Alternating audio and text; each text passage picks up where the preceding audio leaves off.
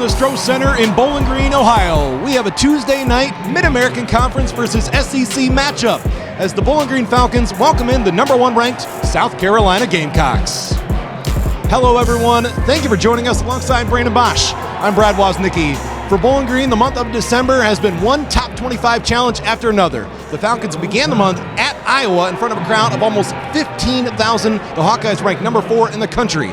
This Friday, Bowling Green will see number 15 Indiana in Bloomington, but right now a unique opportunity with number 1 in the Stroh. And you've got to relish this opportunity. Here at home, we're going to have a great crowd in the Stroh Center tonight, but really overall this month of December is going to make this Bowling Green team better. When they get ready for the stretch run, you go into February and March when they're getting into deep MAC play, they're going to be ready because of the opponents that they've seen throughout the month of December.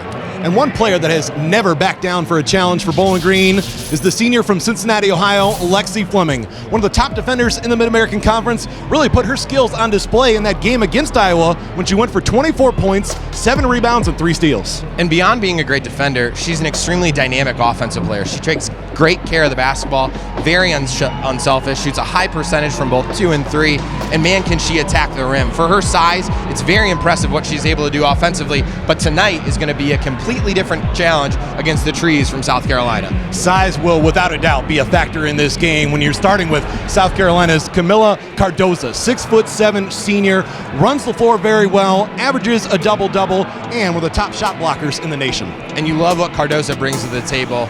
More so than just what she does on the floor, it's what she does in terms of her leadership. She waited her turn behind Aaliyah Boston. You see her now really shining as she steps into the limelight for this South Carolina team, and she's doing great. She's getting other players involved. She does a wonderful job around the hoop, a great rebounder, a great shot blocker, as you said. And as she goes, this South Carolina team goes, but man, are they deep. They can get everybody involved. A great team overall, and that's why they're ranked number 1 in the country.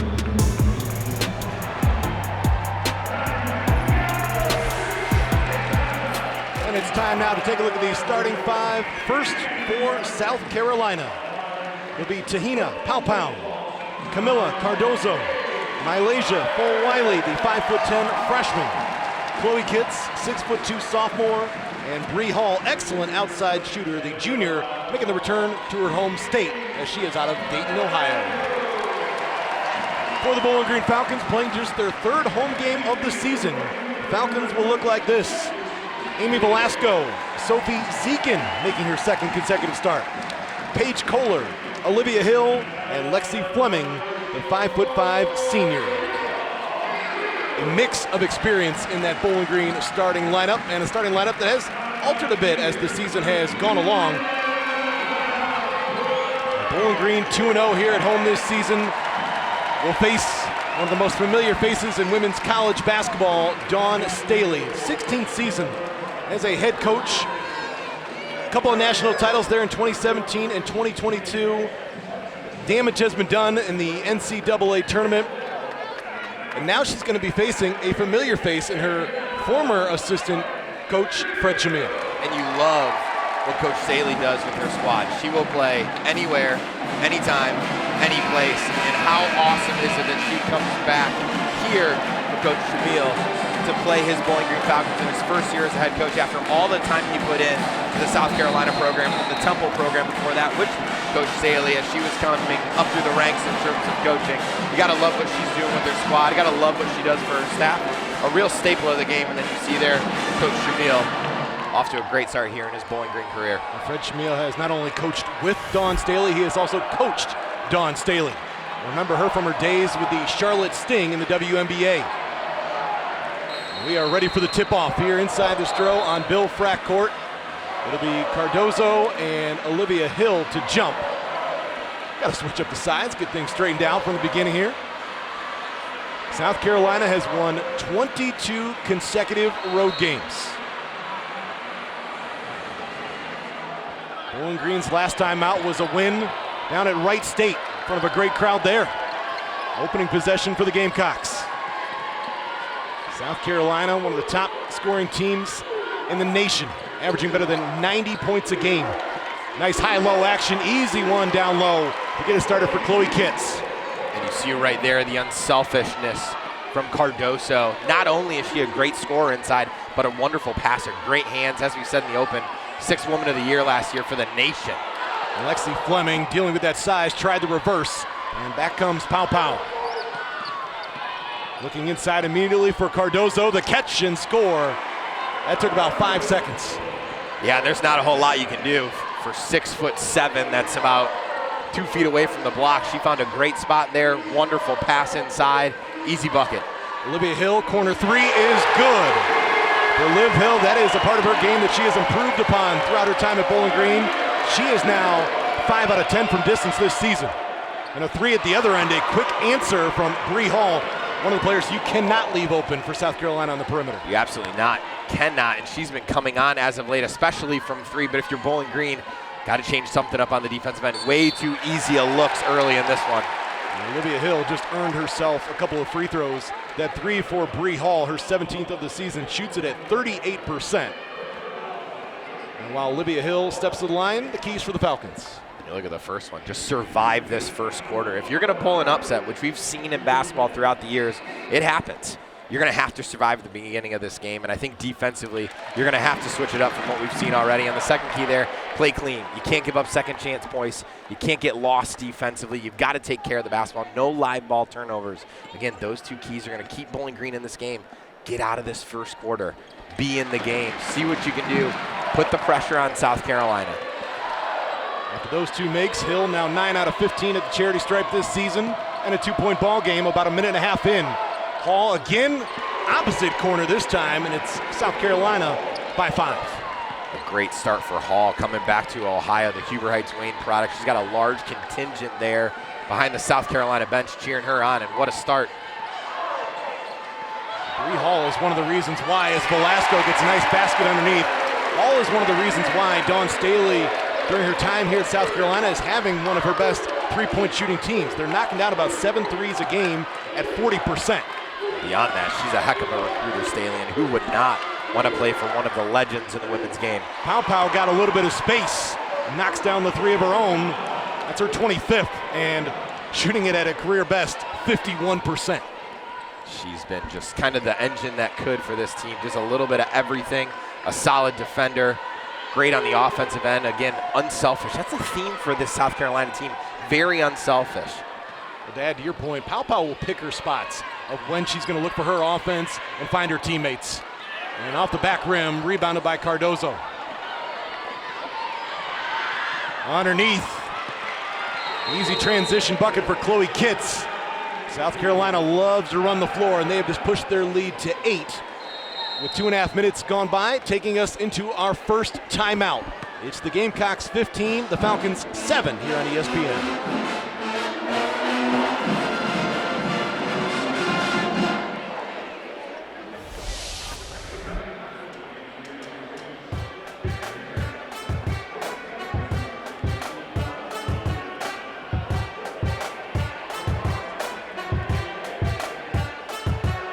Yeah, let's see.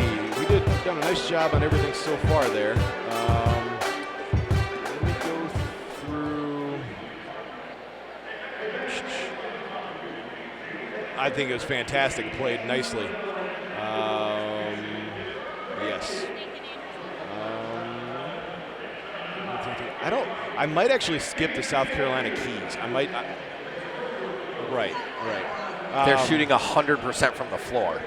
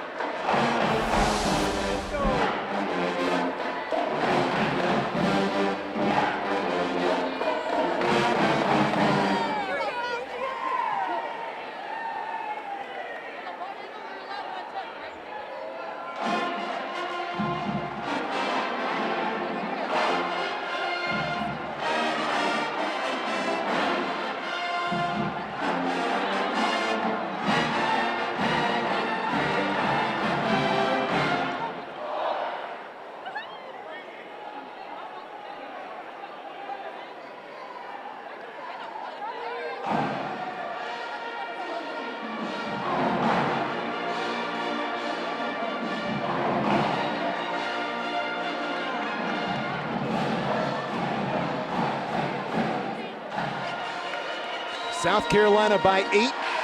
Almost 3 minutes into this first quarter. Brad Woznicki back with Brandon Bosch, and South Carolina up to number 4 in the country in scoring offense, just over 92 points a game.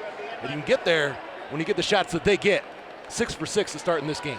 And it's been unselfish play by South Carolina as well. They move the ball extremely well. They move off the ball, and that's what this program has kind of been built into. Offensively, very dynamic. They play a lot of players. Everybody can score, and so far they've been perfect offensively in this game. Bowling Green offensively on the season, averaging almost 70 points a game. Falcons, one of the top scoring teams in the Mid-American Conference. As Kohler hangs, a little bit of contact there, but not enough to draw a whistle. And out and running is South Carolina. Pau looks inside, now goes to Kitts. Kitts goes right to work against Zekin. Baseline, off glass and good. Chance at a three-point play. It's a great spin move by Kitts. Absolutely love her game. A sophomore, but oddly enough, should be a freshman. She left high school early to join this South Carolina team a year ago, was with them for their stretch run. And who wouldn't want to play for that legendary coach, Dawn Staley? And what a great addition for this team. As we said, just a sophomore, big-time contributor. Young talent on this squad so far has really showed up. A 63% free throw shooter, completes the three-point play. She won a gold medal at the 2022 FIBA U18 Americas Championships. And then in 2023, another gold medal with the FIBA U19 World Cup team.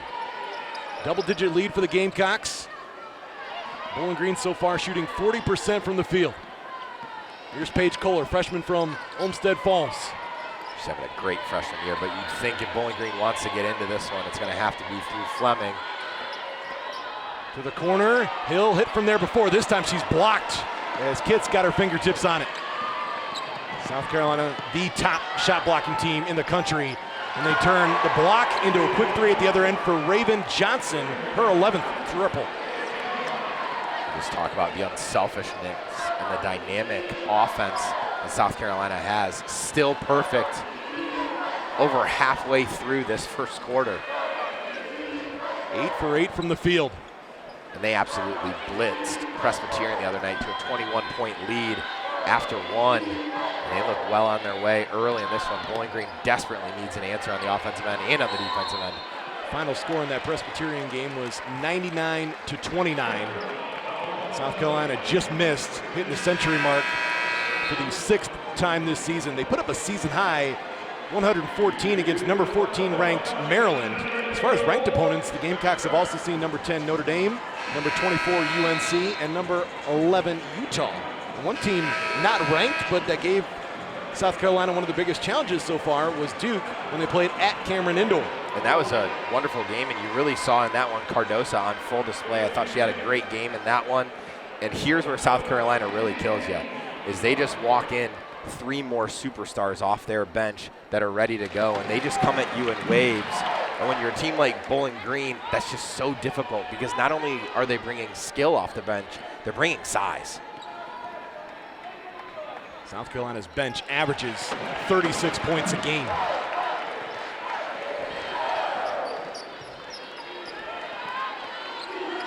Doubling the post. Got Cardozo on the bench right now. Sakima Walker is out there, and Bowling Green able to force a turnover. Up ahead to Morgan Sharps, the sharpshooter for Bowling Green. And the transfer from Xavier has been solid off the bench for Bowling Green. A spark plug at times offensively. Has a wonderful three-point stroke. Didn't make her first appearance for Bowling Green until Thanksgiving when the Falcons were down in Savannah and came away with a couple of wins. And Fleming just cannot find any room to operate. Deep three on the way for Fleming. Back rim. Here comes Full Wiley. Look inside. Ashlyn Watkins giving it up. Walker, contact. And that's going to be 2 for Sakima Walker. Walker is finding her footing. The Columbus, Ohio product. Columbus Afrocentric, then was at Rutgers before she bumped to JUCO and has now found her way to South Carolina. You see the great move and the physical play inside by Bowling Green. And Walker, what a great contributor off the bench to just bring 6'4", 6'5" post player behind your 6'7" post player. Coach Dawn Staley has absolutely got to love that. When Walker was playing JUCO ball at Northwest Florida, she was the JUCO Player of the Year, averaging 16 points, 8 boards a game. When you're Coach Staley, you don't need to take every player. I think she goes out there and she finds people who fit what she wants to do. Again, that unselfish play, being dynamic offensively and defensively, and you see everyone on this squad, not only offensively as a threat, but defensively, they love to get after it. And that is something that Robin Freilich also focused on during her time here as the head coach at Bowling Green, and Fred Shamil wants to continue. Robin Freilich now the head coach at Michigan State, as Erica Porter off that pump fake is fouled underneath, and one of the newest Falcons will go to the line. Porter, the transfer from Baylor. And again, we like what Porter brings to the table, and then you saw there just late on the helper. Watkins dove down just a tad late, got the foul call on her, and I think, again, if you're Bowling Green, I like what we're getting so far out of the play of Porter. She's brought that physical presence inside. You know, you've seen her kind of bounce in and out of the starting lineup. I think if they're going to make any kind of run in this game, it's the size that they're going to need inside and the physicality that she's brought to the table so far. 6 starts this season for Porter. Came off the bench last game, 5 points, 3 rebounds in 11 minutes. On the season, averaging 7.5 points a game. And sometimes it's just an adjustment in terms of style, getting used to a new coach, figuring out your place on the team, and if coming off the bench works best for Porter and helping this team, that's what you got to do. And Hall's got another, and that barely touched the net. 5 of 5 from distance is South Carolina. And it's so difficult to defend when South Carolina is hitting from 3 because of their size inside. It's just pick your poison. You don't have a lot of options if you're Bowling Green. You're trying to pack the lane right now, but in giving up the 3-pointers that South Carolina has been perfect on. Pow, great pass up ahead to Full Wiley, who will be challenged and still gets all the way to the basket. Full Wiley actually looked for a foul at the end of that. Morgan Sharps at the end, catch and shoot, got it. Morgan Sharps doing what she does best. Sharps last game, 19 points. She had 16 of the 19 in the third quarter and finished the game 5 out of 7 from 3. It's a great job by Bowling Green, picking their opportunities to get out in transition. Lexi Fleming sprinting out after that miss. Sharps wanted to let it go. And Porter trying to post up. And Bowling Green's going to set up the offense. And Fleming gets caught there between 2 defenders, trying to rip it through. And a jump ball will keep it with Bowling Green. And nothing so far has come easy for the star from Bowling Green. Fleming has found absolutely zero room to operate. And kudos to Bree Hall on that help. Was over just in time, stepped in front of the driving Fleming.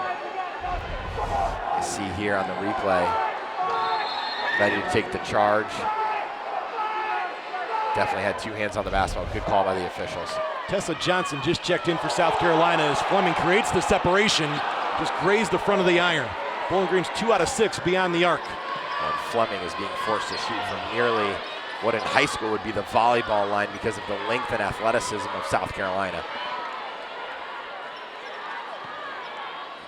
Under 3 minutes to play, first quarter. Right back out to Walker. Just above the free throw line, can't connect. Good box out by Hill. And Sharps, not afraid for that pull-up jumper, but much more on the catch and shoot than off the dribble.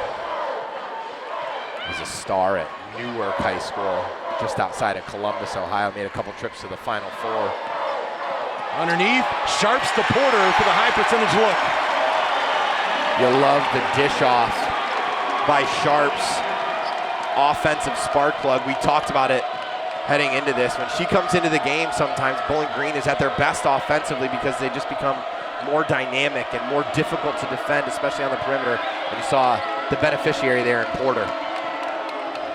To the corner, Full Wiley tries a 3, too much on it. Unable to draw iron, and the Bowling Green faithful will let her know about it. Up ahead to Velasco. Bowling Green does not have numbers. Out to Sharps. The catch and shoot, got it again. And what a quick trigger by Sharps on that one. The catch and quick release. And Bowling Green. The Falcons get a foul at the other end, trying to knock that ball away from Walker. Morgan Sharps, by the way, 42% for her career from three, and that is third all-time at Bowling Green.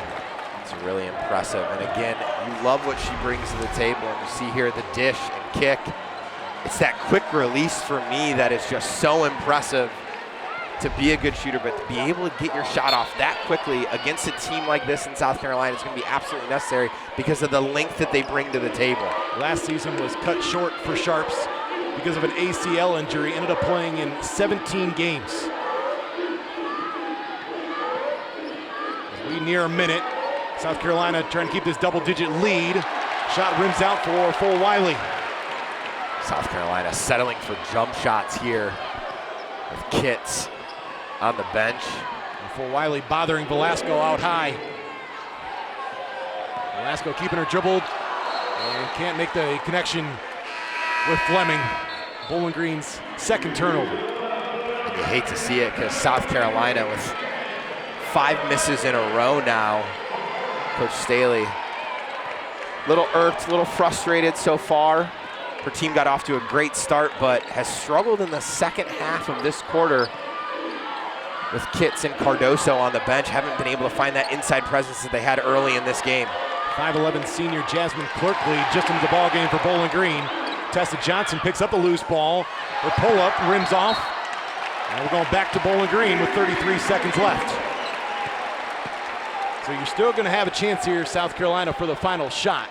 See how quickly Bowling Green goes. I think if you're Bowling Green, you take a good shot because you know you're going to have to defend. It's going to be really hard to run offense for 30 straight seconds against this suffocating defense of South Carolina. Fleming left open. A little bit strong, rebounded by Raven Johnson. Fleming's first clean look of the evening. Raven Johnson working around Watkins, pulls up, came up short, and time expires here in the first. Now South Carolina puts up 28 points in the first 10 minutes. But Bowling Green not going away. Falcons down 10 going to the second quarter. Threes were going down early for Bree Hall. Gamecocks are 5 out of 7 beyond the arc. Bowling Green, though, can hit from distance as well. Morgan Sharps has found a couple from long range. 28-18 your score after one.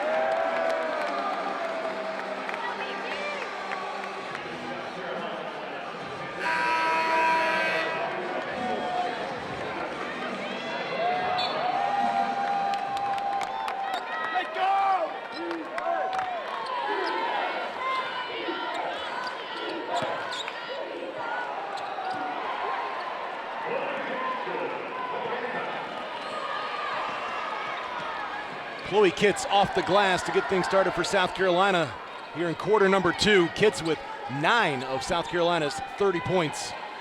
As Bowling Green shooting 41% in that first quarter, having to work for everything, Brandon, but the ball movement has been effective. It has, and really the latter half of that first quarter, BG really started to find something offensively with Sharps. And Sharps had a pretty good look there. Offensive rebound for Clerkley. That is really impressive to get that offensive board between the size of South Carolina. And Lexi Fleming tripped up trying to split the defense. And that foul went against Tessa Johnson. Love what Fleming did there, trying to split the defense and attack the lane. She's just had so little room to operate tonight, and you're playing the #1 team in the country for a reason, and defensively they have just read the scouting report, and they know that if this Bowling Green team is going to pull the upset, it's going to be through Fleming, and they have thrown different defenders at her. You see now Johnson. You had Bree Hall do a great job in that first quarter. She's just had no room to breathe. Velasco no good. Cardozo's got it. South Carolina started the game 8 of 8 from the field. Right now, 64% for the game. Cardozo had it knocked away as Clerkley held her ground. The help came over. South Carolina just hasn't found the flow offensively that they had early in this one. You like the lineup, though, with Kitts and Cardozo. That high-low look that they were able to get early and often, it's just very difficult to defend. Under 10 on the shot clock. Velasco's got Cardozo in front of her. Does get a shot up, and it looked like Cardozo got a piece of it. Love Cardozo running the floor there. Pau sees a little space, rims out on that 3. And we get a South Carolina foul. And the foul goes against Chloe Kitts. Sophie Zekin's going to return for Bowling Green, and Bree Hall for South Carolina. I like what Clerkley did there on the glass, and a little bit of a spark plug inside. Very undersized, especially in this matchup, but the effort was there, caused some issues for those South Carolina bigs. And Clerkley has been earning her minutes when she's been out there. Had a career-high 9 points and 10 boards in Bowling Green's win over Duquesne. I think she understands her role, and that's super important when you come off the bench. Morgan Sharps didn't miss it by much. Cross-court pass to Hall. Hall drives immediately, left hand good. See how explosive she was off that first dribble. She's just so silky smooth. From 3, the shot is just pure, and then when she attacks the rim, she can finish with both hands. A wonderful athlete, great defender, really dynamic player for this South Carolina team. Hall, one of 2 players to start every game so far. Her cousin Trey Williams plays basketball at Duquesne. Her cousin Nate Johnson plays at Akron. And that would not go down, tipped out by Hill. It's 2 on 3 the other way. Cardozo. That's a Hall. And we got a 3-second call. Paige Kohler's going to return for Bowling Green. I think everyone in the Stroh Center was begging for that 3-second call. Just a couple of seconds early, but Cardozo got deep in the lane on that one, just couldn't find her footing. And solid defense by Bowling Green. They've done a good job, really, since that first onslaught in the first quarter of handling the bigs of South Carolina, which I think if we had said that coming into this one, we'd be a bit surprised. Taya Ellis, just into the ball game, 6'1" freshman from Toronto. Very good athlete for Bowling Green, runs the floor well. Looking for her overall offensive skill to continue to develop as she continues on with Bowling Green. But we like what she does on the glass, and I think right now that's what Bowling Green needs inside. Fleming gets the look. And Lexi Fleming scoreless in this one. Every time she catches it, she's got 1 or 2 defenders running out at her, if not already a hand in her face. And you'd think at some point the first is going to fall, and then Lexi Fleming will really get herself going. Cardozo had great position, and she gets that deep, there's no stopping her. And she got into the body there of Zeiken. And Cardozo, wonderful finish. Twice this season has gone for 20, at a season high 23 against South Dakota State. She's not the kind of player who's going to drop 40 on you, but man, she makes the 20 count. Raven Johnson the steal and score. Well, Raven Johnson suffered a season-ending knee injury in her freshman season, playing in just 2 games. Comes back to play in all but 1 last season and had the best assist-to-turnover ratio by a South Carolina freshman. She's super efficient, very unselfish. Plays with a high motor as well. You got to love that as a coach. Morgan Sharps gets her first points inside the arc. Give her 8 for the ball game. 16-point game almost midway through the second. Pow Pow wide open in the corner. Her second 3. BG went back to a zone look on that possession, and they were in that 1-3-1 look early in the game, and they were giving up corner threes and those high point threes. And you see again, South Carolina read the defense well. Used to seeing some zone defenses throughout the year. South Carolina forced a turnover, and Lexi Fleming not giving up on the play, knocks it away at the end. It's a great defensive effort, and you love the leadership you see out of Lexi Fleming. Has struggled offensively in this one early, but you see there, she's still going 110% at all times. High motor player, working hard to get back defensively. Great job to not only get the block, but to do it without fouling against the more bigger and physical Pow Pow. Kitts against Hill, fading away, beautiful touch, under control. She's had 11 points in each of the last 2 games. She's got 11 in this one after that last bucket. And that was about as old school a move as you'll see there. The nice little touch, fade away one-hander. Sharps finds 2 more around the paint. Sharps, not just a danger from 3, has dished and has drove so far in this one for Bowling Green. Speaking of dangers from 3, that's Bree Hall. She's got 14. Have to be aware of Hall at this point. Has been perfect from 3 in this one. Now the takeaway. And all the way for the bucket off the steal, Sanaya Fagan, 6'3" junior from Ellenwood, Georgia.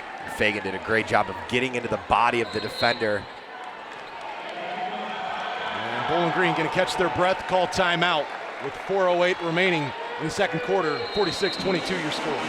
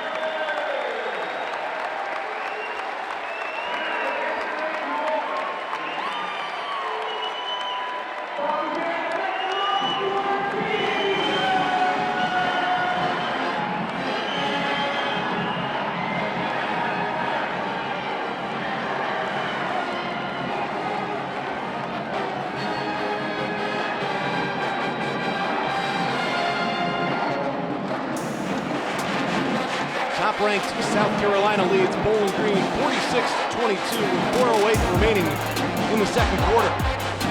Bowling Green, we knew this was going to be a test for everything offensively here tonight. The Falcons shooting 35% from the field, but you're starting to see South Carolina turn defense into quick offense against a Bowling Green team that is second in the Mid-American Conference and scoring just under 70 points a game. And the Falcons know how to shoot it from the field at 44%, also second in the conference. Dangerous from distance, 38%. And you think about what Bowling Green has done so far in this one, and they've been highly competitive, and that's been without Lexi Fleming on the scorebook. She hasn't been able to contribute, hasn't been able to find a lot of room to operate, and that's no fault of her own. But again, been held in check for the most part against this very talented South Carolina defense. You've got shooter on shooter guarding one another right now with Hall and Sharps, as Velasco's being guarded by Kitts. Got to get a shot up, time winding down, and banked! Able to get around Sanaya Fagan. Amy Velasco beats the horn. Velasco out of Centerville, Ohio, has been a contributor every year on campus. You've seen her role continue to expand as her time has gone on here at Bowling Green. Congratulations to Amy Velasco. Went out over the Thanksgiving break and she got engaged. Congratulations to Amy. And Paige Kohler will hand it off to Velasco. Velasco being chased by Raven Johnson. I like the move to check Porter back in. She did a nice job in that first quarter, was a physical presence inside. Kohler lobs inside and Porter wasn't looking for it. And Lexi Fleming's going to return for Bowling Green. And Mylasia Full-Wiley back for South Carolina. Full-Wiley, one of the hometown products there in Columbia, South Carolina. Won 4 state titles in 6 seasons at W.J. Keenan High School.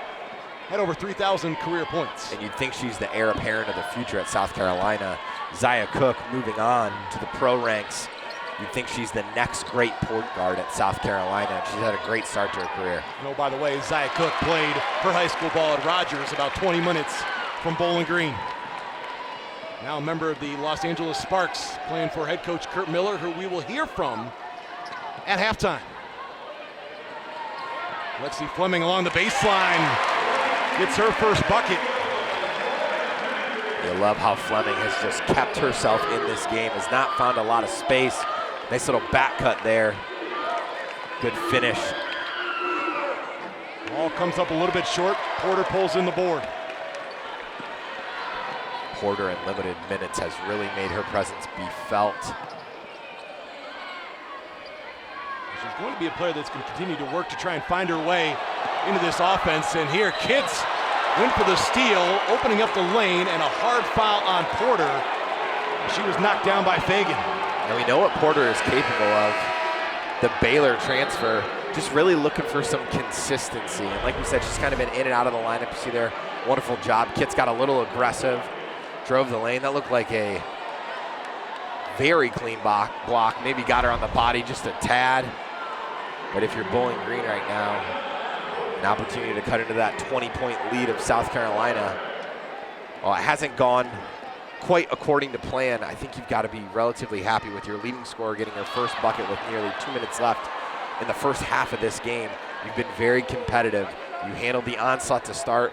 We'll see what we can do here for the rest of the second quarter. Erica Porter had quite the debut for Bowling Green when she had 20 points, 16 in the second half. One of 2 games in which she has had 20 points. Outside of that, single digits in every other game. That's adding to your point about consistency for Porter, as we get a 30-second timeout taken by Dawn Staley in South Carolina. Well, coming up at halftime, we will hear from former Bowling Green head coach Kurt Miller. We'll also talk with current Bowling Green head football coach Scott Leffler to talk about the upcoming bowl game, as Bowling Green football will be playing in the Quick Lane Bowl up at Ford Field against a familiar opponent in Minnesota in that MAC Big Ten matchup. Last time Bowling Green and Minnesota met, Bowling Green won in Minnesota. And speaking of the career of Kurt Miller as the head coach at Bowling Green, 2001 to 2012, 737 win percentage, and familiarity, especially in 2007 with the NCAA tournament when Bowling Green got to the Sweet 16, a special season when Bowling Green was still playing in the house that roars, Anderson Arena. And he holds a special place in the heart of, I think, every Bowling Green fan because of the success that they had while he was here. And it's great to see him continue that success, not only at other Division I colleges, but then moving on to the pro ranks as well.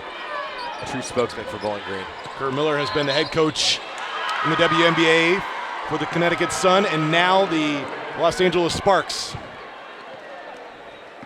I think you've just got to be very careful if you're Bowling Green. You cannot allow yourself to get buried in the post as you saw there with Porter.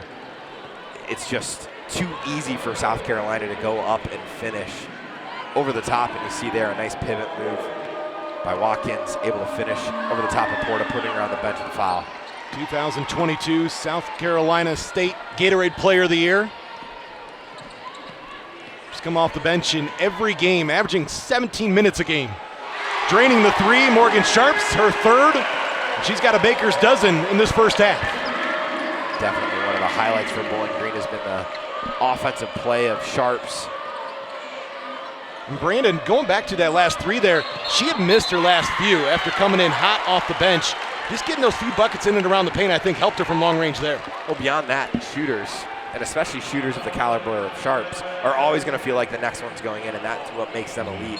You look at her, such a high percentage shooter. She knows how she can operate on the three-point line. Like we said, with a quick release against a team like this, you're going to have your opportunities because they've tried to really play aggressively. You're going to get some slips, you're going to get some rolls, you're going to have some chances from three. Morgan Sharps, because of what she did last time out against Wright State, was just named the Mid-American Conference Player of the Week. She was 1 point shy of Bowling Green's record for points in a quarter when she had 16 in the third against Wright State down at the Nutter Center. That's a great sign if you're Bowling Green. You know, you look at them, and I think long-term, big picture, do you want to make some noise in the MAC moving forward? And I think if they're going to do that, they've got to continue to develop some depth. And I think Porter being that kind of in and out of the starting lineup, you know that she's kind of becoming a little bit more consistent, and as she does, it's a big piece for this Bowling Green team. And then Sharps is the other major one for me. If you have a dynamic guard that you can bring off the bench, dispel some breaks for Flemings, and not just have your offense go completely into the gutter, I think that that's going to be big for this Bowling Green team that, you know, has played well and looks to make some noise. You've got Ball State and Toledo, probably your top two teams right now, at least in the MAC, but Bowling Green is absolutely sitting right there, right behind those two teams, and you feel like night in or night out, they can absolutely do some damage. See where the offensive foul was called against Fagan. The officials going over the monitor, take another look at it. And Cardozo is going to check in. When he took a look at that play in full speed, it doesn't seem like there was really any intent with the elbow, and I think that's what the officials were checking there to make sure it was a clean play. Just a pivot move. Face got in the way of the elbow, unfortunately, and we're back to playing as we should be. Set up the screen for Hill. Fleming right wing. We'll get it right back from Zekin. And Hall back on Fleming, and that's been tough for Fleming when that has been her matchup. The much longer Hall just has almost enveloped her, the 6-foot-tall guard versus the 5'5" Fleming.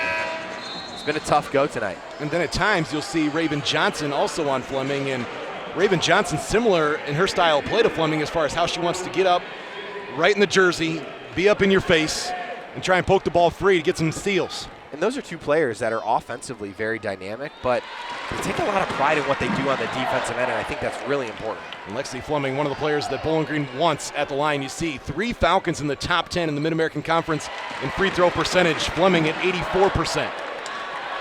That's one of those keys when you're trying to make a run come February and March. Can you make your free throws? Do you take care of the basketball? Bowling Green has shown so far that they are great from the free throw line.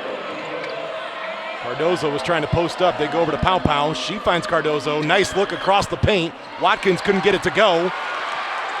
And Watkins tied up Zekin, ripped it away, and first we got a jump ball. It will be Bowling Green basketball. Well, on that, Watkins wasn't able to finish, but what a pass by Cardozo. And you see she's such a threat offensively because if she's on the block, you got 6'7" bearing you, and then you see here that quick touch pass to Watkins. Just couldn't finish through the contact, but very unselfish. You see one of those pillars of this South Carolina team. Everybody getting involved on the offensive end of the floor. Fleming off the high screen. Got it to Kohler, who's in trouble there. doubled immediately. Out to Sharps. Sharps against Hall, floats it up, off the mark, rebounded by Cardozo. And South Carolina can hold for the final shot. Cardozo did just enough to change that shot for Sharps. They're going to elevate and get to the right to get around the outstretched hand of Cardozo. You think 6'7", outstretched hand, probably reaching about 7 feet tall. Pow drains the three straight away. 9 points in the first half to go along with 5 assists and a couple of boards. Kohler will heave from midcourt. 52-31 your score after 20 minutes of play here inside the Stroh Center. Bowling Green trying to hold their own on their home floor. Amy Velasco beat the shot clock off the glass. Bree Hall, she has scored inside and out. Nice finish there with the left hand. And put in the hands of Sharps one of her 3 first half threes. And then the steal and score. South Carolina knows how to turn defense into offense better than anyone.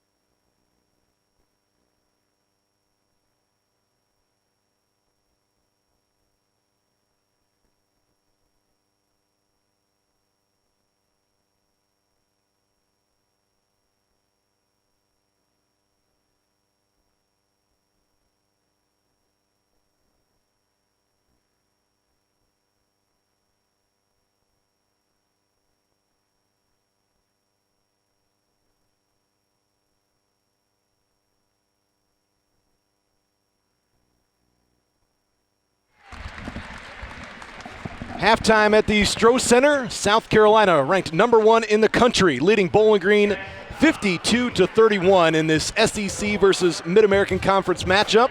And I'm joined now in the booth by Bowling Green head football coach Scott Loeffler. Coach, good to see you. Great to see you. Thank you so much for having me. Well, it's a great time to see you because we are a week away from the Quick Lane Bowl up in Ford Field. Excited for the opportunity to once again see Minnesota. No question about it. I think PJ runs a really great ship, and we've got a good football team right now. I believe that we're playing as good a football as anyone in the Mid-American Conference. Really happy about all the people that are returning to our team. And we're going to go up and we're going to compete against a very, very good Minnesota team. So we're excited to be in our backyard, no question about it. And we're encouraging all these great BG fans to come up and watch a great football game the day after Christmas. There'll be 5 million people watching the game.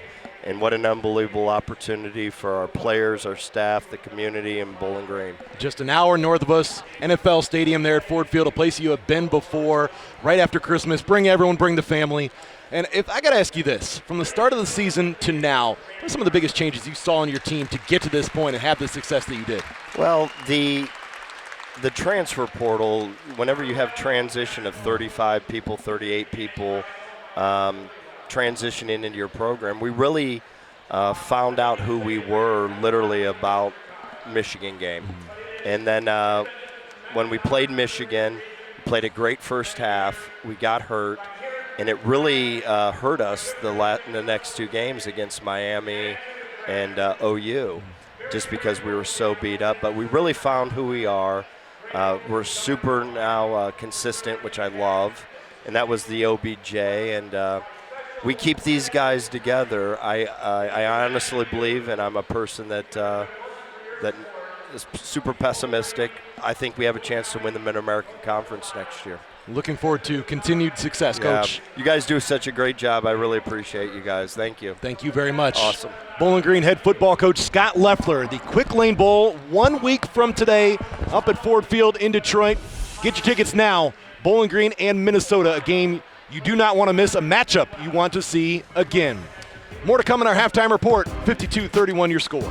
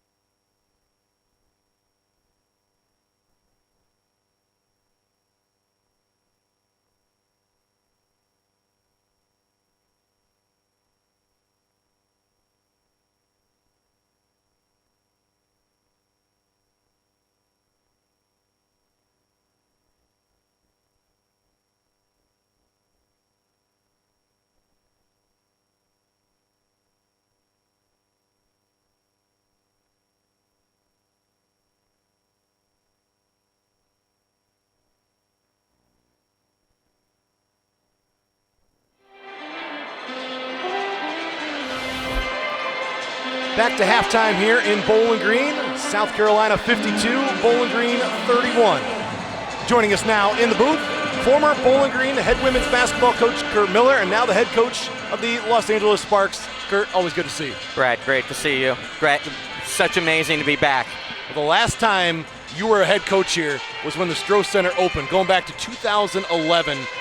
First memory that you have when you come back walking into this building and thinking about Bowling Green basketball? Yeah, just knowing how far it came and what a dream to open a new building it was. fortunate to be able to coach that first year here. Have a lot of memories across the way in Anderson, but really special building, and to see the #1 team in the country come here and the Falcon fans out tonight, just it warms my heart. There's so many people that bring back memories. Hey, you're going through for Bowling Green women's basketball just this month alone. Saw #4 Iowa, seeing Caitlin Clark, one of the top players in the country, if not the top player. Got Indiana coming up this Friday, and South Carolina obviously here tonight. If you're telling your team how to approach all this, what's the mindset? Nothing to lose, and so much to learn. I love their fearlessness and attacking. I'm a ball screen coach, so watching Fred run all these ball screens and watching them continue to be aggressive off the dribble, it's fun to see. Obviously the starters didn't miss a shot for South Carolina for a long stretch in that first quarter, but this is only going to make them better for MAC play. I'll be over at that Indiana game, so I'm on my BG tour right now. Another familiar place for you there in Bloomington. Since your time here at Bowling Green, now going over from the Connecticut Sun to the LA Sparks, the level of talent that you're seeing here in front of us, particularly on the South Carolina side, you have a player that on your team right now, and Zaya Cook, who played her high school ball 20 minutes from here and then went on to help lead the way for Dawn Staley. Yeah, fun to have two Sparks in the building here in BG. Zaya's home back in Toledo. She may be more popular in the building than I am. So fun to have one of my players here with me. So much talent right now. You see it across the board. I'm hoping that some of these seniors come out and don't take their COVID year. We got the #2 pick coming up, exciting, but the game's just in a really good shape and getting better and better. Going back to your memories one final time here, 2007, Sweet 16. Looking back on that season, what did you miss most about that team and what you accomplished that has really helped Bowling Green continue to be where they are today? That was a special group, and as we all talked about, you went in the locker room first.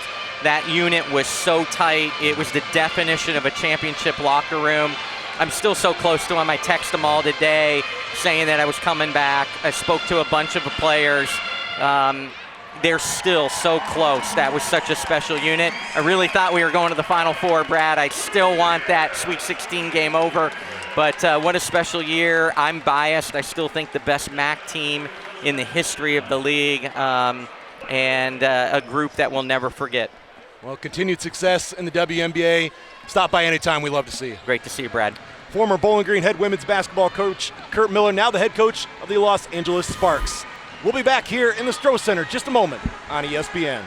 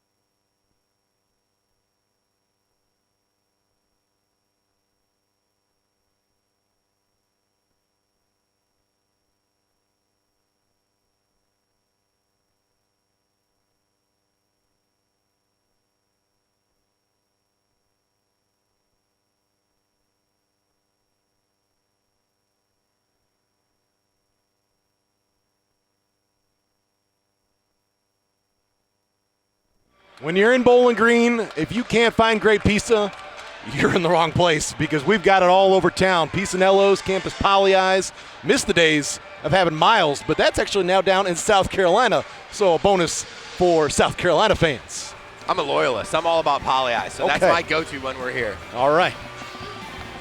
South Carolina leads by 21 after 20 minutes of play. Your first half highlights.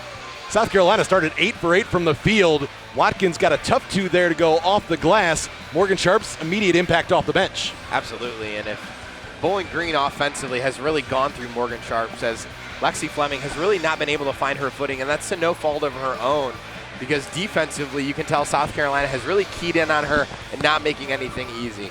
Now for South Carolina, the dynamic duo that you had inside between Cardoso and Kitts, when they were together, when they were looking at that high-low look, they were absolutely deadly. And Bowling Green had no answer for their size and their athleticism, their ability to pass, their ability to shoot. And again, this is a very dynamic South Carolina team, so it's tough to prepare for them. But Bowling Green has really fought valiantly so far in this one. Kitts went for the steal there, and Porter ended up getting a couple of free throws after the big block attempt there from Fagan. And Erica Porter, she has also done a good job finishing around the rim when she has gotten her touches. Bree Hall showing you why she is one of the shooters you simply cannot leave open.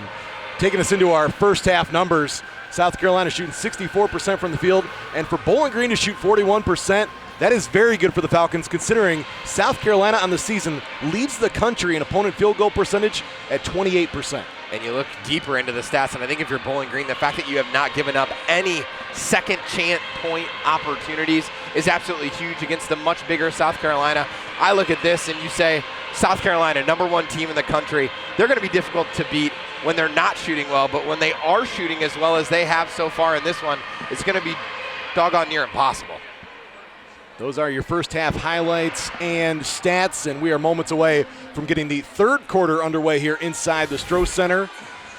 South Carolina ranked #1, one of 2 top 25 teams in action tonight. The other, North Carolina, taking on Oklahoma. But you also have a lot more top 10 teams in action tomorrow. Baylor will be taking on Providence.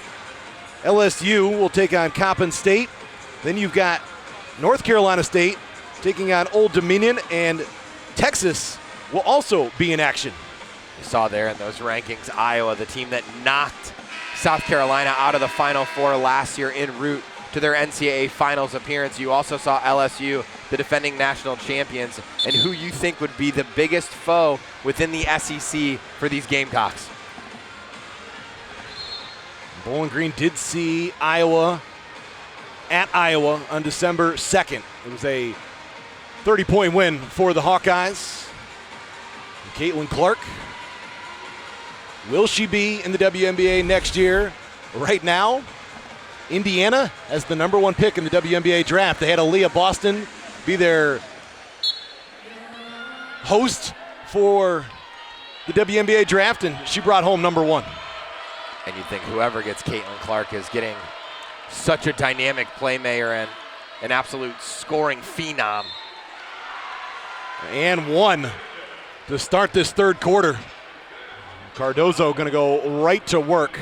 That first half for Cardozo, she was 2 for 2 from the field and had 3 rebounds and a couple of assists. And if it ain't broke, don't fix it.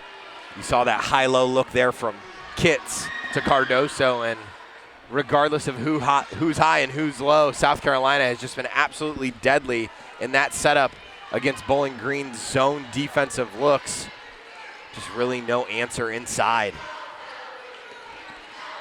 See what the Falcons can do on their first possession of the quarter.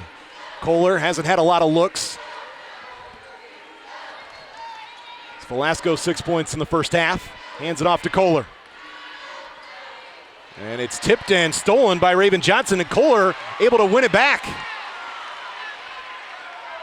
She'll leave it for Fleming, who thought about the 3. It's Kohler dialing it up. Off the side of the rim, and Bree Hall will give it up to Johnson. Kohler with an outstanding prep career at Olmsted Falls near Cleveland, Ohio. Had a chance to watch her in regionals. She was originally committed to play at Buffalo. Things didn't work out the way she would have hoped. and ends up here at Bowling Green, where things have worked out very well for both sides. Well, and that worked out very well for Fleming. You saw the flare screen. Great set look by Bowling Green to get their superstar going. And to be clear, for Paige Kohler, things changed personnel-wise there at Buffalo. The door opened at Bowling Green. She decided to be a Falcon. Bowling Green is very happy to have her, as you see the freshman who stepped into a starting role and has played valiantly so far, not only in this one, but against this Bowling Green very difficult schedule they've had so far. Velasco looking for an open teammate, finds Fleming backdoor, baseline. Had to try and go over top the defense, and last touched by South Carolina. And here comes Erica Porter. Porter in the first half played a total of 8 minutes, 3 points, 4 rebounds. Good move by Coach Shamil, getting Porter back in. It felt like her presence inside, just a little bit more physical on the defensive end, started to give those South Carolina bigs issues late in that first half.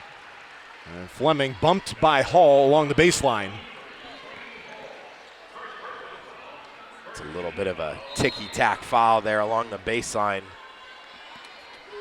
Fleming having to work for everything. Underneath Porter. The reverse, wouldn't go. It was the right move. Just couldn't finish, but great footwork.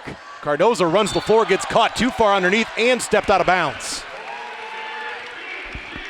And I think even if Cardozo had caught that one cleanly, she was going to find herself way too deep. As we said, great rim runner as a big, deceptively quick at 6'7". Might not look like she's moving all that fast, but she's covering a lot of ground with each one of those steps. Kohler going to use the screen. Out to the corner. Hill gets an open look. Olivia Hill, great ball movement by Bowling Green. Great job by Fleming there to make the extra pass. She had a look from the corner, but Hill wide open at the top of the key, cans it for Bowling Green. Hill is 2 for 3 beyond the arc, and you go high-low with Cardozo and Kitts. And any combination that you've gone low, high, low with those two, there's just been no answer for Bowling Green. For Kitts, she now has 13 points, needs one more to tie her season high, which is 14. That came against Duke when Kitts and Hall were the 1-2 punch that I thought were huge throughout that game to keep South Carolina right where they wanted to be. And Coach Staley has to be really happy with the production out of this sophomore Kitts. I think she's really, just look at this team and you see the talent, just the oozing of talent out of their lineup.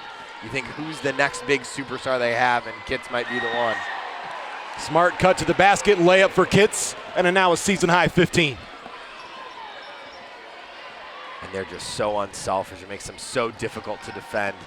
Velasco had to get it off quick and banks it in. Amy Velasco, her 15th three of the season, shooting it at 50%. And Bowling Green not going away quietly. Has found a little bit of rhythm offensively here, but desperately need to stop on the defensive end of the floor. Pow, the back rim on her three-point attempt.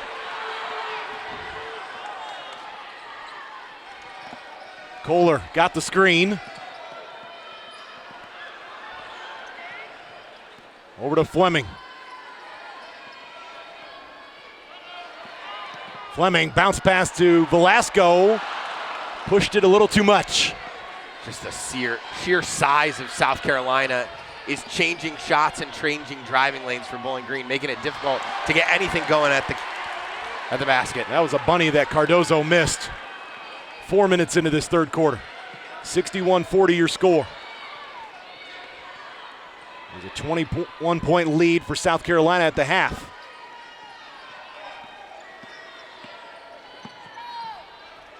Good job. Pow took that extra pass away. And that is off of Kohler, looked like. I'm going to say it was actually last touched by Johnson. Thought it might have clipped the arm of Kohler as Morgan Sharps checks in. Sharps, first half, 13 points on 5 of 8 shooting. She came out hitting from distance, then found a couple of buckets around the paint, went back outside, hit one more three before halftime. And I like the move to get Sharps back in as you're clicking offensively, try and get her into a bit of a rhythm. as the rest of the offensive flow seems to be working for the Falcons. Velasco had nowhere to go, trying to force it up to beat the shot clock.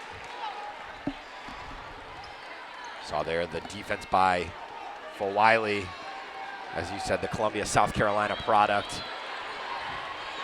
Absolutely wonderful prep career as well, winning several state titles. Contributing as a 7th grader is just mind-boggling to me. What an opportunity to have, right? And there's Kitts with the mid-range game. Just always looks under control, very comfortable wherever she shoots the basketball. And you can just see Kitts as these games have gone on for South Carolina. She just continues to get better and more comfortable with her role within this squad. Really solid defender. Offensively, her game just continues to grow. Pow gets her hands on it again, and this time has the steal. Kitts has deep position. She'll get the catch against Hill, get around her, and score 2 more. Everything Chloe Kitts touches right now turns into a bucket. And right now, offensively, she's doing it both inside and out. Morgan Sharps, you give her space, she'll do that. 16 for Sharps, 4th 3. I'm going to hit on it again, but the quick release of Sharps has just really made it so she can operate against a very difficult South Carolina defense. And Hall can score from the outside there, gets the bucket. It's the second time she's gone all the way to the bucket tonight. She's so hard to defend her because she gives you any kind of shot fake. You have to acknowledge her from 3. She can take you off the dribble and get all the way to the rim with her quick athleticism. Hill from the corner. Here comes Full Wiley. Kitts running the floor, and Sharp saw that pass. South Carolina's 6th turnover. It's over to Fleming. Shoots it over Cardozo. And Olivia Hill battling for that rebound, hit the deck. And our media timeout. South Carolina 67, Bowling Green 43. We'll continue on after this break.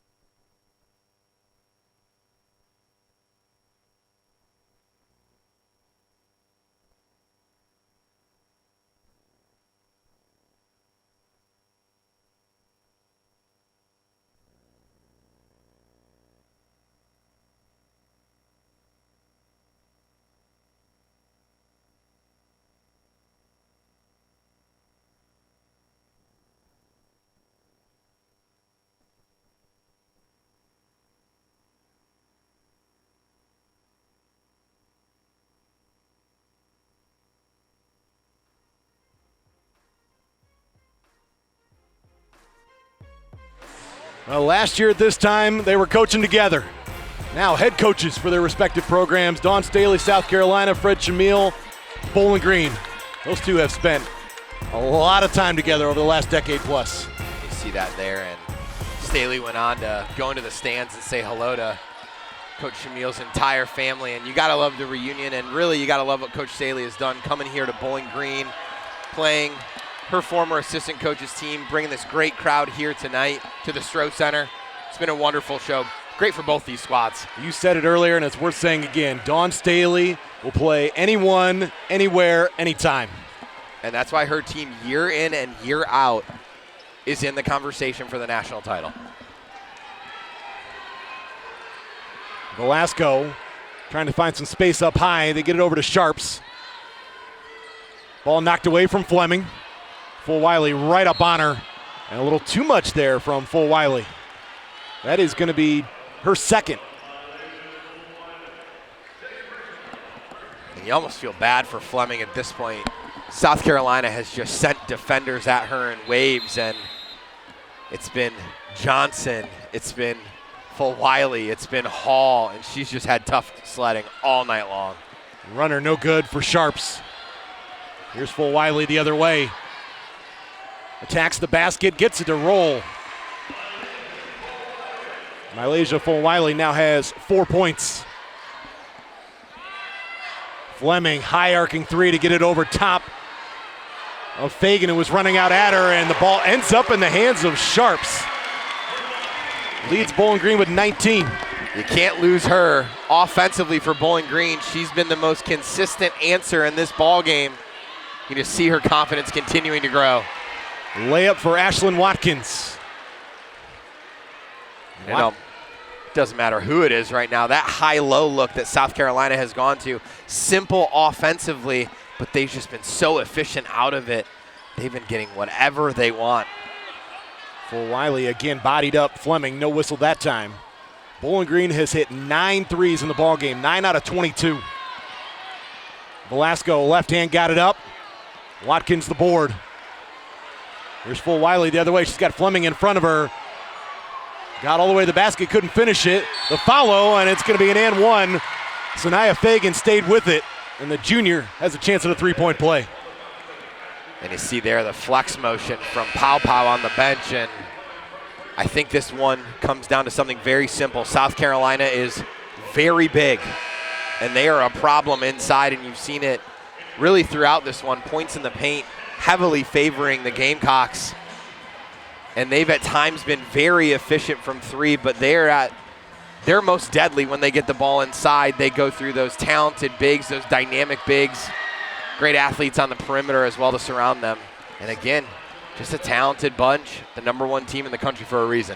Sanaya Fagan, her athletic background coming from her mom and her dad.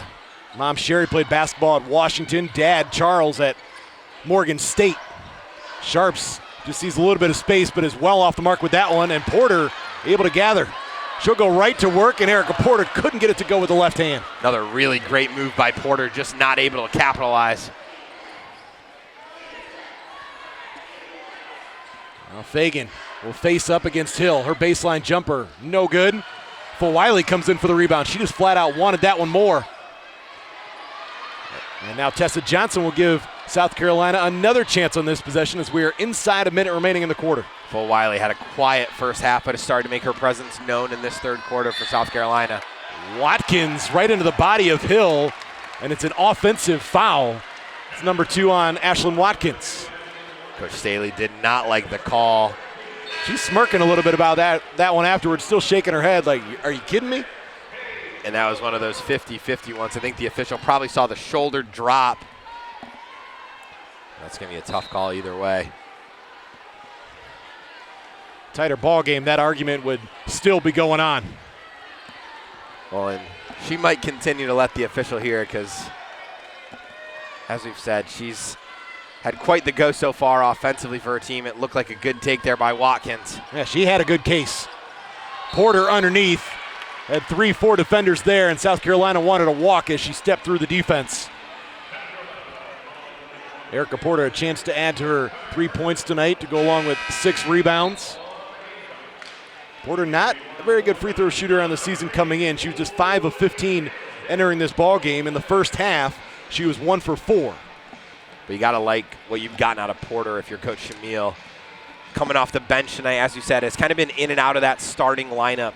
You got to love that she's answered the bell. She's come in here. She's given you some really solid minutes. She's played well inside, been physical with those dynamic bigs from South Carolina. Has given you a very solid effort. Just hasn't been able to finish here, but had some great moves, a great pivot there to get inside and get to the free throw line. One more for Porter. Bowling Green as a team, 8 out of 11 at the free throw line. South Carolina 6 for 6. And you'd think if Bowling Green wants to make noise in the MAC later this year, Porter's going to have to play a role in that run. So continuing to see her figure it out here for the Falcons is very important. Mid-American Conference play beginning January 3rd. Left wing 3, too much. Watkins comes in, takes it away. Underneath, stays with it, and has a chance at a three-point play. South Carolina flat out right now just going to get every miss, and Bowling Green not getting a body on them. And that 1-3-1 zone from Bowling Green, I get the idea. You really want to clog up the lane. You don't want to give too much space for those bigs. You want to eliminate the high-low look that truly has throttled you at times during this game. But in doing so, you're giving up a lot of second chance opportunities, and you're giving up those three-point looks as well. And South Carolina has made you pay. South Carolina trying to keep it out of the hands of Bowling Green's guards as time expires in the third. Now South Carolina outscores Bowling Green by 10 in the third quarter to extend their lead to 31 with 10 minutes to play. 78-47 the score.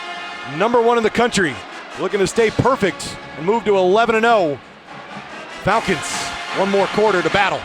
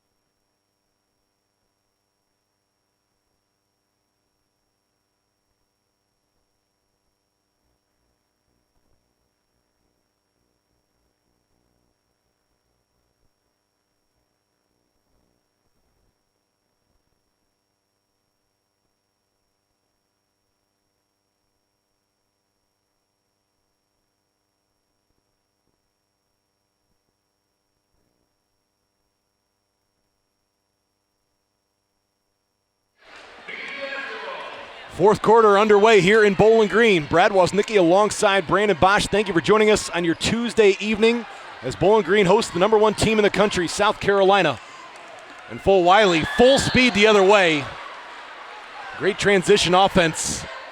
Lead to a couple of free throws where South Carolina is 6 of 7 tonight. You see there the athleticism on full display from Full Wiley. Put it when we were getting prepared for this one. When I've watched her play, she seems like an absolute stud. She's got that alpha mentality, and I feel like down the road you see her sophomore, junior, senior year. She's going to take the bull by the horns, and this team I think is really going to flow through her. Such a dynamic point guard. She can score from three, was very efficient against Presbyterian from three. Tonight has done it a little bit more slashing, but defensively it's there every time, night in and night out. So again, one of those superstar guards for Coach Dawn Staley. She was ranked number 13 player overall in the class of 2023 and just pushed South Carolina's lead to 33 here in the opening minute of the fourth. Not bad when the number 13 prospect in the country is right in your backyard either for Coach Staley. Got to figure, too, you're battling your teammates for the top rankings, right? Yeah, you probably look at the top 10 and you're looking at most of them on the floor right now for South Carolina. It's off the foot of Kohler, able to recover. 7 on the shot clock. Kohler off the switch, now has Full Wiley on her. And Full Wiley, the block, ends up in the hands of Kitts. Tell you more about the night for Chloe Kitts coming up as Raven Johnson, late decision, dumps it off to Cardozo. Gives Cardozo now 11 points, 5 rebounds, 5 assists, 3 rebounds. I really like this lineup on the floor for South Carolina. Bree Hall really the only omission starting out of this fourth quarter, and she's been absolutely dynamic from three as well. But this crew right here, very solid defensively and continues to have that size presence inside for South Carolina. That was a rare look for Kohler. Unable to draw iron. Now Kitts wants it one-on-one. Help came over from Porter. Pow. Nice dish to Cardozo. She'll gather, throws up a wild shot. And Cardozo limping a bit as she comes back up the floor. Paige Kohler with the left hand, no. And Cardozo still noticeably limping. Velasco's going to try and attack her, or at least thought so for a moment. Might look for a clear out here. Trying to get Porter out of there. Velasco will attack and is blocked from behind by Cardozo. You can see the reaction on her face. When she went up with that last one underneath at the other end, I don't know if she took a shot to the hip or if she was stepped on. And she's going to go to the bench, see if she returns with 8:08 remaining in South Carolina in complete control of this game. Pretty impressive. She was limping on one leg and still able to pull off the block. That's a good job by Fleming just to stay in front, and Porter gets the jump ball. And not to say it's ever a good thing, but it's nice to see Cardozo on the sideline reaching for that ankle and not her knee. You know, you hate to see any kind of injury for any player, but you always got to be very, very careful with just those awkward non-contacts when it comes to knees. So it's good to see it's an ankle for Cardozo. Bree Hall returns.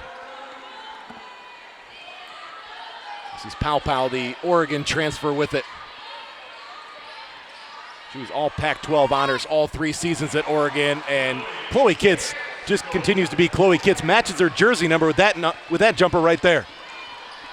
And she is just blossoming before our eyes. See if South Carolina can take advantage of the Bowling Green turnover. Pow, right wing 3. Smiles over to the bench. She's got a dozen. And just no hesitation from Pow there. The quick pass to the corner. Continue to see the unselfish play on display from this South Carolina team. That 3 puts Pow right on her season average of 12 a game. Her season high is 15. That came against Utah. And really just a steadying presence for this South Carolina squad. Does a little bit of everything. Pow the rebound. Full Wiley thought about the pull-up, takes the dribble, can't knock it down. Bowling Green wants to push the pace. Velasco sees Fleming all alone up ahead. Lexi Fleming just outran South Carolina's defense. And Kitts and Full Wiley and Pow played a lot of minutes in this quarter, and you see there Coach Staley taking the timeout, I think just to get some fresh bodies out there on the floor. That last bucket gives Fleming 9 points on the night. 6:38 remaining, 87-49 your score.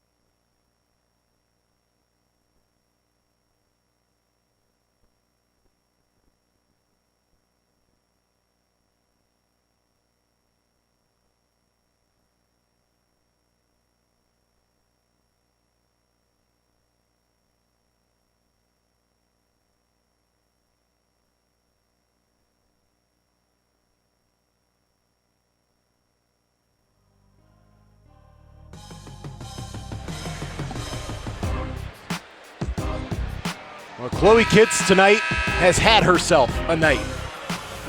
Productive from the beginning. She's been able to get the job done on the glass, get her touches inside, and finish consistently. Look at the numbers she's put up. 21 of South Carolina's 87 points. I think beyond just the 21 points, it's the high efficiency play that she has executed throughout this one. You see the sophomore, and really should be her freshman year this year. As we said, left high school early to come and join this squad. You see that paying off for the sophomore now, and that high-low combination between her and Cardoso is going to be an absolute menace in the Southeastern Conference this year. South Carolina on the season shooting 52% from the field, 60% tonight. Shot 64% in the first half, and making sure things don't get carried away as Watkins and Velasco get a little tangled up. See Sharps come over, help with, getting Velasco up there. Watkins took her for a little bit of a ride. Well, Velasco, Sharps, Fleming, any one of those players never going to back down. And you love the fight in this Bowling Green team throughout this game. Have not backed down, as you said. Tried to get the backdoor cut to Hill, last touched by South Carolina with 9 on the shot clock. Sometimes when you play big-time opponents, you almost want to take the film, burn it, move on, not talk about it. But I think if you're Bowling Green, you've got a lot of positives to look at when you leave this game. You've really done well on the glass for the most part. Porter has played excellent throughout the game. And Porter went right to work there against Sakima Walker. You got to feel really good about what you've gotten out of Sharps as well off the bench. Long season. As we highlighted before the game, this month of December is probably less about wins and losses for Bowling Green and more about just figuring out how they're going to operate moving forward. And I think this is another piece in the puzzle of their season that they'll look back on and really draw some positives from. You can go and try and finish out your non-conference schedule, possibly playing some other mid-majors, but you're playing a couple of Big Ten teams and the top team in the country and in the SEC in South Carolina here tonight. And I love, and we got to highlight it again, but Coach Staley coming on the road to play this game. You look at their schedule, they're out of conference. They don't back down from anybody either, and you see that in their coaching pedigree. Obviously, they have a similar philosophy. Spent a lot of time together of let's challenge our teams early so we're ready late in the year to make a run when it's most important. South Carolina is going to begin SEC play on January 4th at Gainesville, taking on the Florida Gators.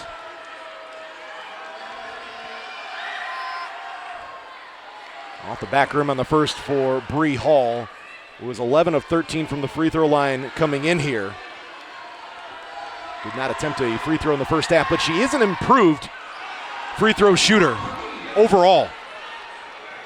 She comes out of that Dayton, Ohio area where you've had some absolute powerhouse female basketball teams in Huber Heights, Wayne, Kettering Alter, another one in that area that for quite some time have really dominated Ohio basketball, that Cincinnati, Dayton area, really at the forefront when we get to the Final Four in OHSAA play. Just one more note on the improvement for Bree Hall and her improved free throw shooting.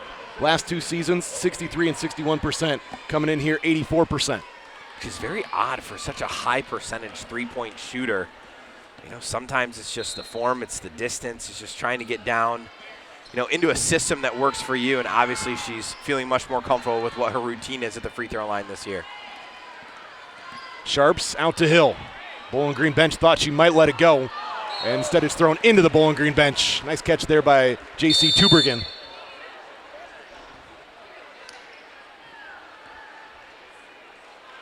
And we are just under 5 minutes remaining, taking us to a timeout. 87-51 here in Bowling Green.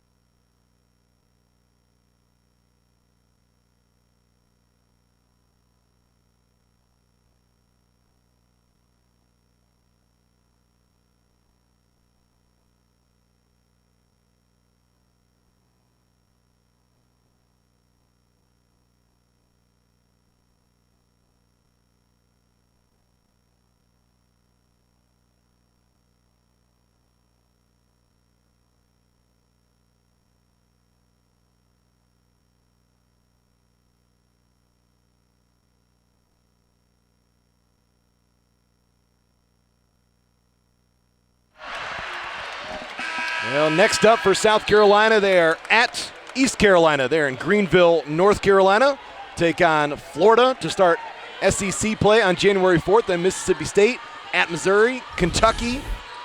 Coming up, game you did not see there, on January 25th, South Carolina matches up against LSU in Baton Rouge, taking on the defending national champs. And that's going to be an absolute major big-time title bout between those two squads. You'd expect them to be at their best for that one. And if you're South Carolina, you've challenged yourself in the out-of-conference. You got to feel good about where you're headed. You've developed some depth early on in this season. I think that's really to your advantage, and you're hoping to be clicking on all cylinders when you take on the LSU Tigers. Yeah, given how much South Carolina lost to be where they are right now, Dawn Staley's got to be pretty content. They're going to continue to have that target on their back everywhere they go. And Bowling Green was trying to get a jump ball. Instead, it's going to be a foul against Velasco for Amy Velasco, her third. It was very close to being a tie-up there. And you mentioned it a second ago, but when you look at this South Carolina team, yes, they lost some major pieces. You lost Zia Cook, you lost Aaliyah Boston, but you had such a depth of talent and you've recruited at such a high level over time that you feel really good about where you're at. You've been able to go out in the transfer market and get the right pieces that fit into what you want to do, you know, your philosophy as a team. So I think Coach Staley really has it clicking.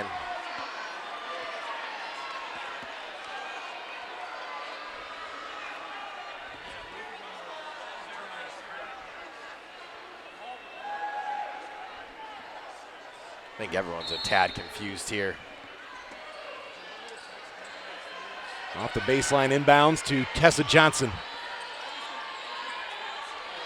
They got one-on-one. Fleming comes down to knock it out of bounds. Just as soon as Walker turned her back, Fleming got her hand in there.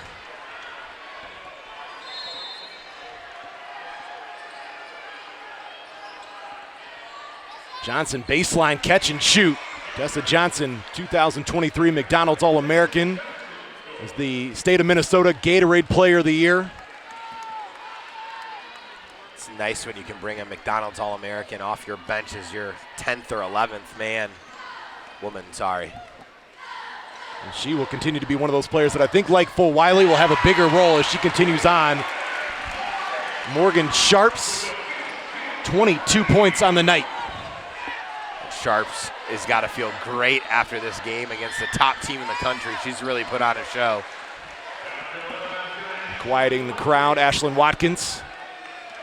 9 points, 7 boards for Watkins. And Watkins can do a lot of different things for this South Carolina squad. A great defender, really good on the boards. And if she can continue to hit from that kind of mid-range area, I think she just makes herself even more valuable to this team. Can she get into that high-low look that they found so much success in tonight?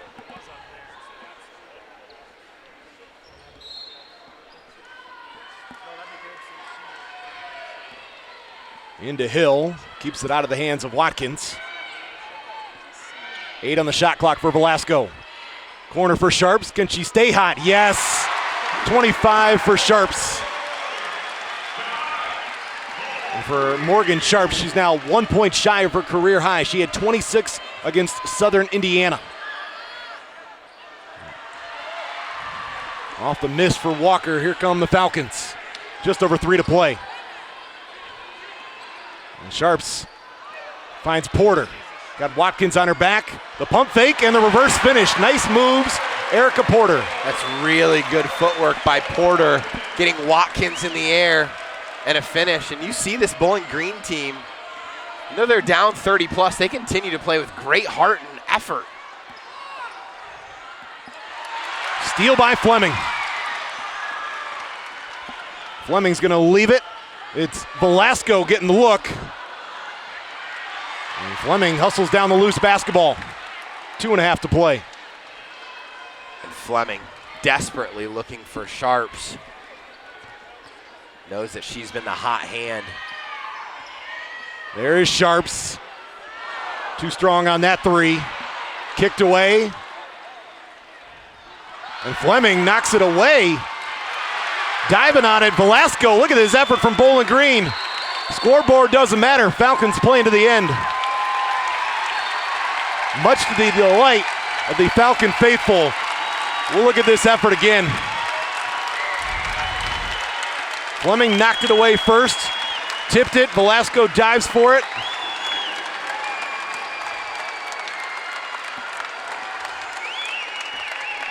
You got to give Fleming a ton of credit.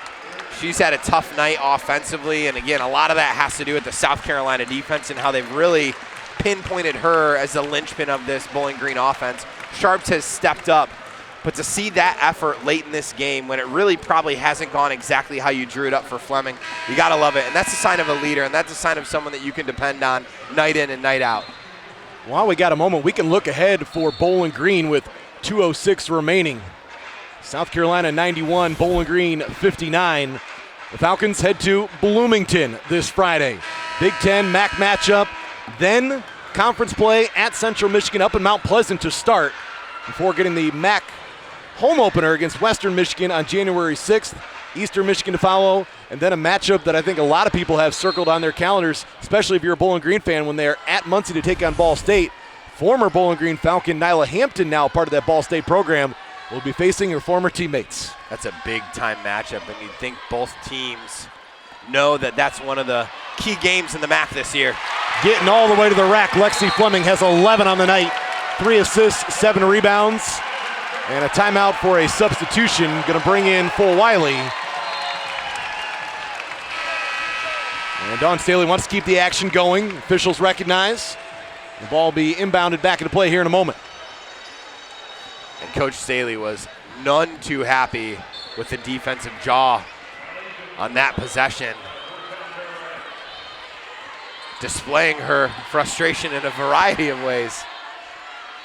Reminder to stay with us when this one goes final. We'll show you the final stats and get some post-game commentary.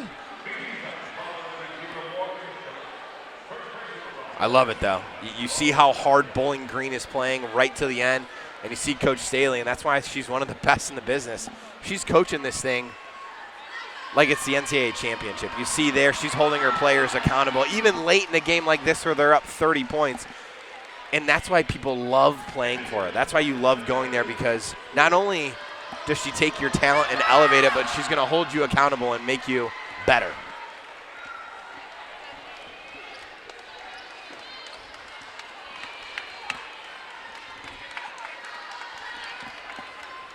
Velasco gets the handoff to Sharps.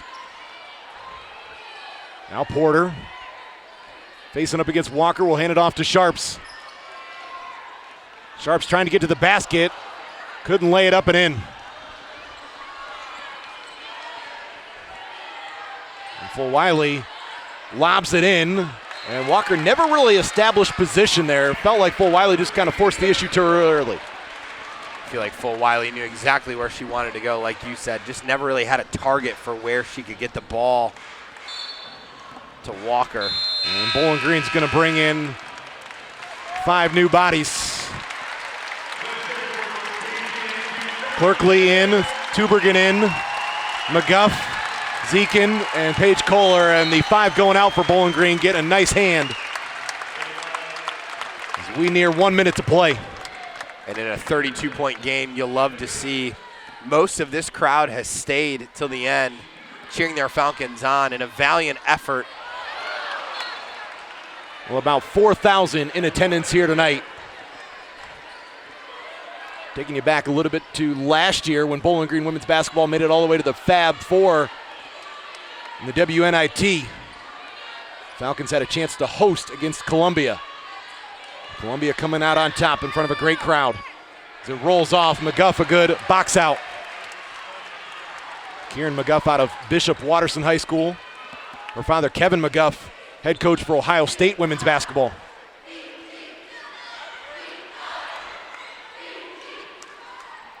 McGuff will put it on the floor. And we get a foul, a hand check foul.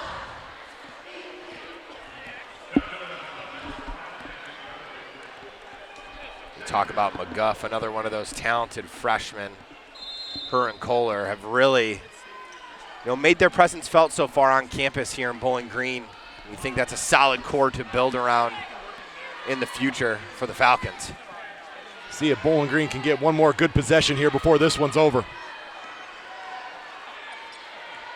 Kohler knocked away for a moment, finds McGuff in the lane. She is blocked. Zekin's got it. And foul there from Watkins, her third. Falcons had the shot clock winding down. 5.6 seconds remaining and going to the line, Sophie Zekin. Zekin out of Brighton, Michigan, 6'2" senior. Has earned a starting role as of late. Made her first career start last game. Now playing in her 81st career game for Bowling Green. And in that last game for Zekin, she did have 12 points and 10 boards. First career double-double. Second free throw good. The final seconds will tick down here in Bowling Green. A great effort from Bowling Green. South Carolina shows why they are number one in the country. 93-62 the final. The Gamecocks are now 11-0.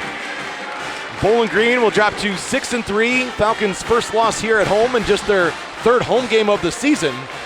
Bowling Green, quick turnaround now. You get ready Friday to go to Bloomington to take on the Indiana Hoosiers, number 15 in the country. And another big-time opponent. We talked about, this team as a whole challenging themselves throughout the month of December. It's only going to pay off come MAC play.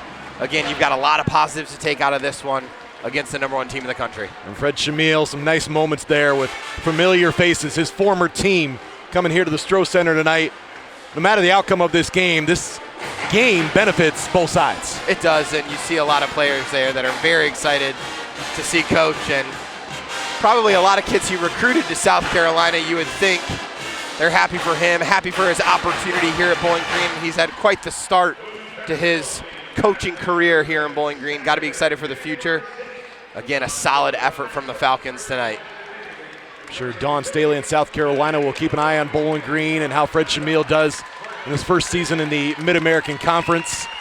And for South Carolina, you get East Carolina next, then SEC play. Your final numbers in this one. South Carolina shoots 58% from the field, just above their season average. Out-rebound the Falcons by 7. 21 assists for the Gamecocks and the points in the paint. You knew there was going to be some separation there, 48-16 tonight. And that was their advantage throughout this game. And we knew that coming in, that their size was going to be a problem for the Falcons throughout this game. And it was Kitts, it was Cardoso, it was Watkins, and they really hit them from a lot of different ways. And they're just such a dynamic team. They can score from three, they can score from inside, they get to the free throw line, they take care of the basketball. It's a lot of positives, and that's why they're the number one team in the country. And you see that even with the losses that they sustained from last year to the WNBA, they're still in a great spot heading into SEC play. 23 consecutive road wins now for South Carolina as they will continue on the road next, and Bowling Green will go on the road themselves. This was an SEC Mid-American Conference matchup that you love the opportunity for Bowling Green to have this chance here inside the Stroh Center, the number one ranked team in the country. And you love, like you said, to have it here at home against a wonderful crowd that was really into the game throughout. Even when it got a little bit lopsided, they really cheered on the Falcons. You felt like this was an environment, a fun one. And if you're South Carolina, playing games like this are only going to make you better. Obviously, you're the more talented team coming in, but playing in tough environments are going to get you prepared for what you want to do come March, come early April, when you're playing all across the country, and you never know what the environment is going to hold. So this is ultimately going to pay off for both of these teams, and it's a benefit for both programs. You love to see these kind of matchups, and you love to see big-time opponents take on these mid-majors, especially at home. South Carolina finishes with 4 players in double figures. Chloe Kitts leads the way with a season-high 21 on 10 of 12 shooting. Bree Hall had 18 with 4 threes. Tahina Pau had 12 points, all from distance. And then you get 11 for Carmilla Cardoza. For Bowling Green, Morgan Sharps just missed her career high, finishes with 25. Lexi Fleming was also in double figures with 11. Amy Velasco added 9, and Olivia Hill had 8. As we look back at some of the highlights in this game, South Carolina was attacking early, the Gamecocks led by 10 after that first 10 minutes. And they got off to such a great start. That high-low look from Kitson Cardoso, and then you had Hall early from 3 was just absolutely stroking it. And then their defensive effort really put BG in a bind right off the bat. BG went to that 1-3-1 zone look, was giving up three-point shots, giving up second chance opportunities, and then the size really started to wear on him as the game went on. But again, valiant effort from the Falcons. Just too much South Carolina, too much talent on that squad. For Bowling Green, you came in here facing the #1 scoring defense in the country. South Carolina holds opponents to 28% shooting. The Falcons shoot 36% tonight. It's another one of the things that I think small wins that you can take away for Bowling Green in this effort. You think so, and not only just small wins, I really think it's big ones. Sharps was a big positive tonight coming off the bench. Porter played really well after you challenged her, moving in and out of the starting lineup. You've got to be happy with the way that she answered the call. And looking forward, the goal was not to win. The goal was probably to be competitive if you were Bowling Green, to walk out of this with some answers. And again, you've got to feel really good about where you're at when MAC play comes. 93-62 the final. South Carolina improving to 11-0. Bowling Green drops to 6-3. As I am joined now in the broadcast booth by the head coach for Bowling Green women's basketball, Fred Shamil. And coach, a lot of emotions in this one, a lot of familiar faces. And for your team, again, you're seeing a top 25 team for the second of 3 times in this month. Yeah, it's a heck of a gauntlet. I don't think I have much of a voice. This might not be a very good interview. I'm going to try to get it done here. I thought we did some really good stuff. Didn't get a lot of shots to go down early. Got some good looks. Kids played extremely hard, as usual. Things didn't fall for us. They made a lot of early threes. We didn't take care of some details that we needed to with the one mores in the corner, but, that's a heck of a team. We're very well coached, All-Americans up and down. We're thankful that they came up here to play us. Yeah, you said it right there. To have the #1 team in the country come here to the Stroh Center. You had just been to Iowa a couple of weeks ago to see Caitlin Clark and the Hawkeyes. Yep. Now you get Indiana coming up this Friday. Yeah, I mean, what a heck of a venue here, Iowa, and now we're going to Bloomington. So, all the experiences that our young women are having only builds from here on out. We're trying to build championship character, and I think they're well on their way. Well, Coach, we hope you get your voice back soon. It's on to Bloomington, and thank you for your time as always. Bowling Green head coach Fred Shamil as the Falcons fall tonight by a final score of 93-62.